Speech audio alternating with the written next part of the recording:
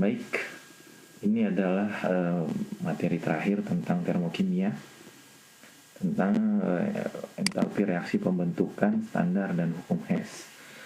Jadi di slide sebelumnya sudah dijelaskan tentang perubahan entalpi, bagaimana cara mencarinya dengan hubungan dari perubahan energi dalam, delta E atau delta U, dan perubahan dari panasnya ya, entalpi produk dikurangi entalpi reaktan, yang itu adalah hubungannya dari berapa jumlah kalor per molnya.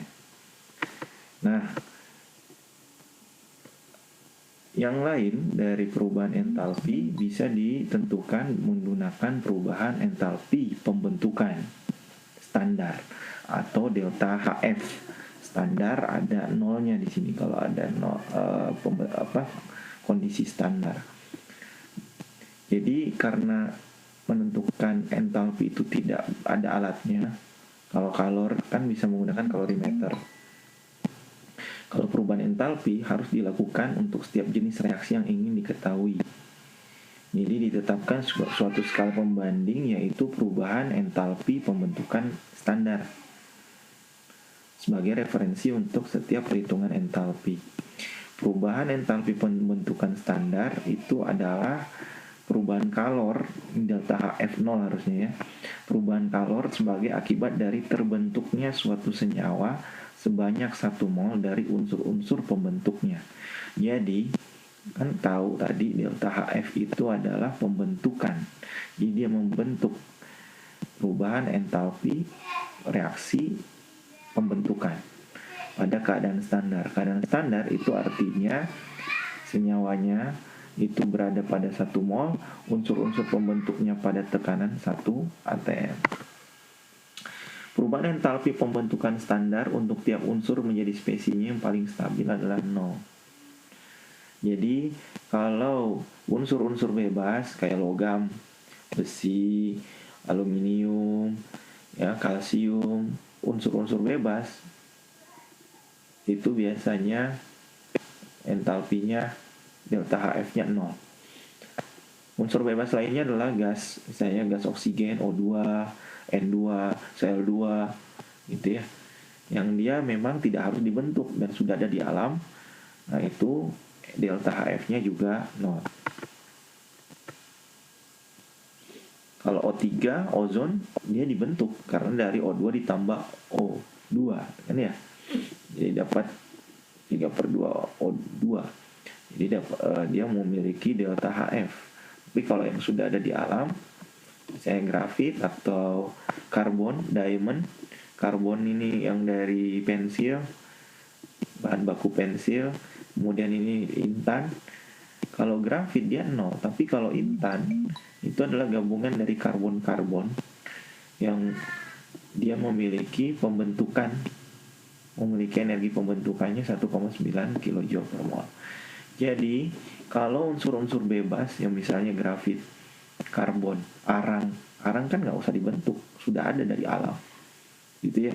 Jadi atau logam-logam atau gas yang ada di alam dia sudah ada di alam. Nilai-nilainya delta HF itu kalau unsur-unsur bebas 0. Tapi kalau misalnya AgCl, senyawa AgCl kan dibentuk dari Ag plus dan Cl min, ya pasti ada energi pembentukannya, eksoterm. Kalau minus kan ya, dan kalau positif dia endoterm, gitu ya. Kalau 0, delta H-nya 0, energi pembentukannya 0, berarti dia sudah ada dalam unsur bebas, tidak harus dibentuk. Nah, pembentukan entalpi reaksi standar, karena masih begitu standar, itu pada kondisi tadi 1 atm, suhunya 25 derajat Celcius dan molnya 1 mol. Kalau ada reaksi seperti ini, A ini memiliki delta HF, B ini memiliki delta HF, C ini punya delta HF, D punya delta HF misalnya.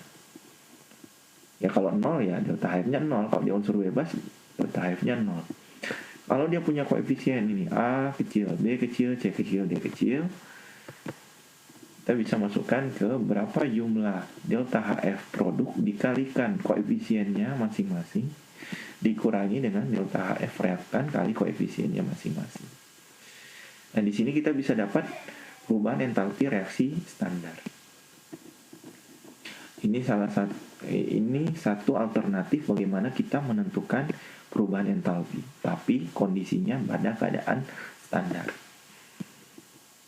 Dari perubahan entalpi pembentukan produk keadaan standar dan perubahan entalpi pembentukan reaktan dalam keadaan standar. Ya, ingat ini kalian akan pakai sampai termodinamika. Ya, jadi delta H reaksi standar ini juga akan dipakai di bab selanjutnya. Kemudian perubahan entalpi juga bisa digunakan dengan menggunakan hukum Hess. Dapat dicari dengan hukum Hess. Hukum Hess itu ketika reaktan terkonversi menjadi produk, dia memiliki persamaan termokimia masing-masing. Jadi hanya melihat tahap-tahap reaksi dari reaksi akhirnya, misalnya seperti ini. Oh iya, fungsi perubahan entalpi itu fungsi keadaan ya, tidak meninjau proses yang dilalui, hanya meninjau kondisi akhir dan awal, sehingga dia hanya melihat kondisi awal dan kondisi akhir. Nah, coba kita lihat di sini. Di sini ada berapa reaksi? 3 kan? Ini ada entalpi, makin ke atas dia makin negatif, makin besar. Kalau kita lihat di sini ada satu panah mewakili satu reaksi. Berarti ini satu reaksi, ini satu reaksi. Berarti ada 3 reaksi. Untuk panah yang ini, itu reaksinya adalah ini. C ditambah O2 menjadi CO. Itu satu reaksi. Kemudian reaksi kedua, CO ditambah O2 lagi menjadi CO2. Dan reaksi yang ketiga adalah C ditambah O2 menjadi CO2. Ini ada delta H0-nya. Jadi di sini untuk bagian ini ada 3 reaksi. Ini namanya diagram Hess. Yang ini namanya persamaan termokimia hukum Hess. Jadi kalau hukum Hess itu ada beberapa tahap reaksi menghasilkan satu hasil reaksi. Dan tahap-tahap reaksi ini memiliki perubahan entalpi masing-masing. Dari perubahan entalpi masing-masing untuk mencari perubahan entalpi yang reaksi akhir itu adalah penjumlahan dari entalpi tahap 1 dan tahap 2. Nah, di sini kamu bisa dapat delta H0-nya adalah min 110,5 kJ. Ini delta H0-nya, delta H keadaan standarnya minus 283,0 kJ. Penjumlahan ini adalah perubahan entalpi si pembentukan CO2. Jadi dari hukum Hess tadi menghasilkan delta H ini, delta H standarnya untuk reaksi ini adalah ini dan ini. Cuman hukum Hess itu harus ada tahap-tahap reaksinya ya. Karena ketika reaksi terkonversi menjadi produk, reaktan menjadi terkonversi menjadi produk, besar perubahan entalpinya adalah tetap. Meskipun reaksi dilakukan satu tahap atau beberapa tahap. Jadi besar perubahan entalpinya akan sama meskipun dia berasal dari tahap-tahap reaksi. Oke, contoh soalnya, misalnya tentukan entalpi pembentukan standar CS2.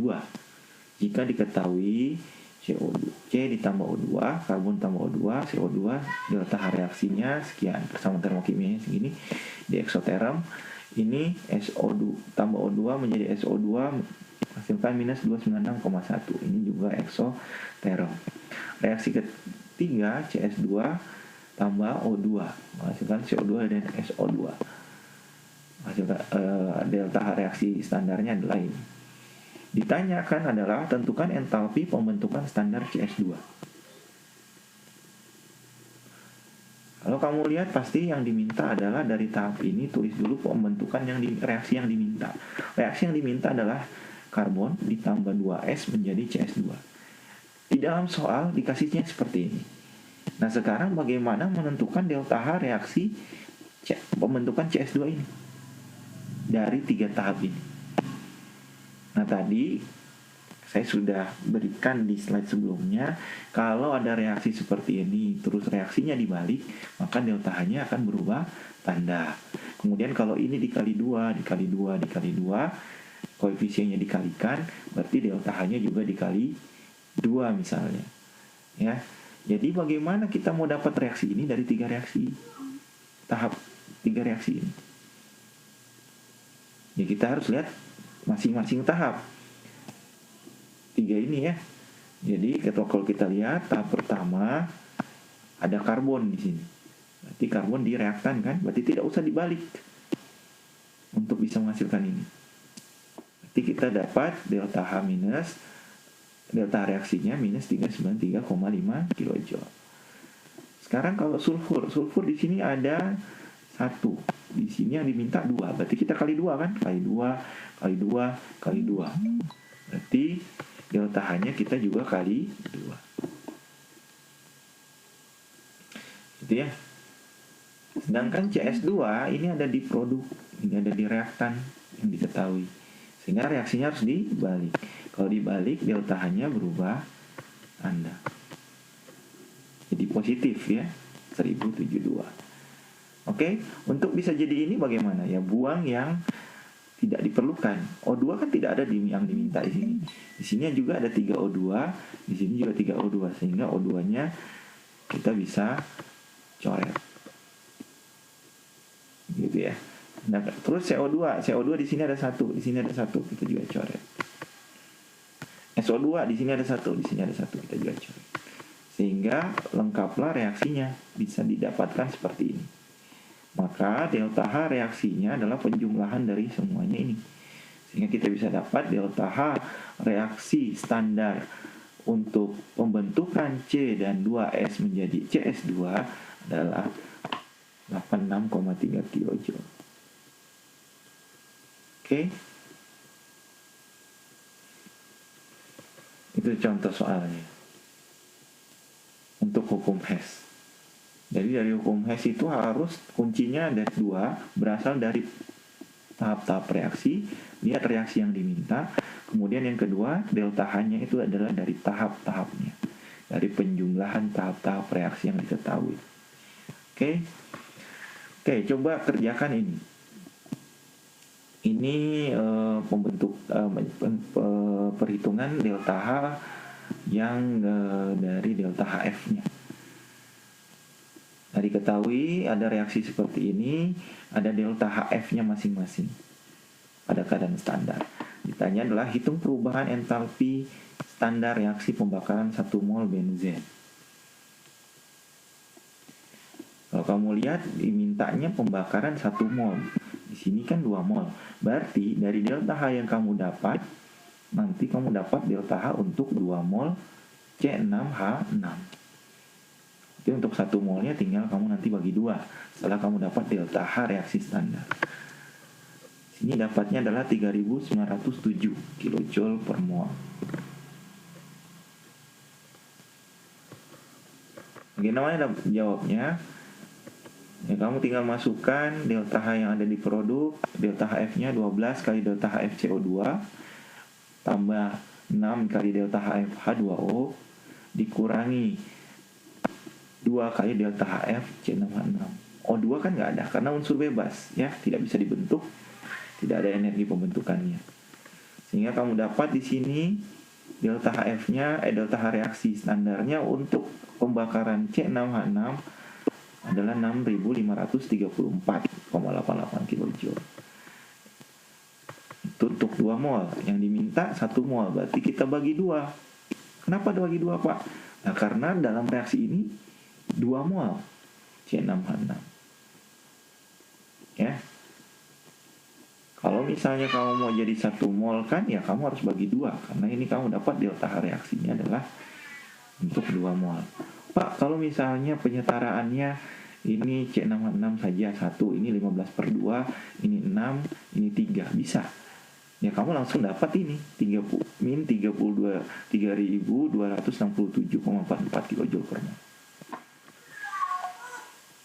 Karena ini kamu dapat 2 molnya kan? Ya. Ini minus 3247,44 kilojoule.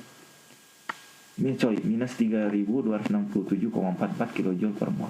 Inilah delta H reaksi C6H6 untuk 1 molnya.